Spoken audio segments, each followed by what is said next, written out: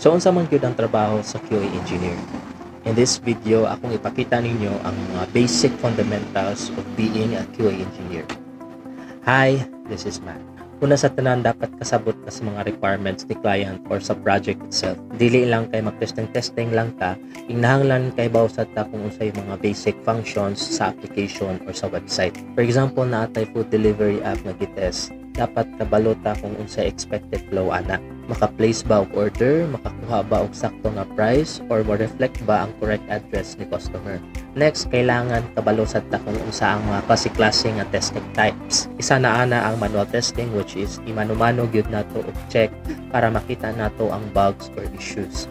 Naasa tay gitawag nga automation testing, which is i-automate na gyud siya gamit ang scripts or tools para mas paspas ang testing sa system. Actually, daghan pag yung mga klase-klaseng mga testing types. Magdepende na lang gyud na sa needs sa project. Another thing is bug reporting. Kung makakita ka og bugs, di dapat kabalo ka kung saan mo pag-report sa issue gamit ang bug tracking tools like Jira or Trello. Example ana ang add to cart button sa shopping app, dili mo click.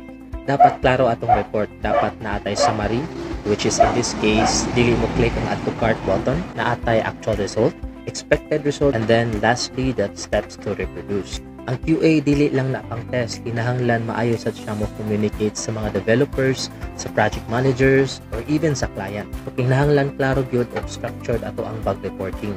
Dapat willing sad ta mo learn firme para updated sad ta sa mga latest technologies nowadays. So kung gusto nimong mahimong QA engineer, always remember na dapat kasabot sa system, kabalo ka sa mga different types of testing, klaro imuhang bug reporting, open imong pagkat-on, ug maayo ka mo communicate. If you have more questions in this video, please comment below and follow for more.